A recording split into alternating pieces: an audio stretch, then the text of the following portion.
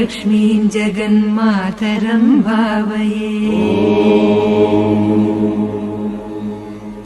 आदिलक्ष्मीं जगन्मातरं भावये आद्यन्तरहिताम् अनन्तलक्ष्मीं सदाद्यन्तरहिताम् अनन्तलक्ष्मीं सदा आदिलक्ष्मीं जगन्मातरं भावये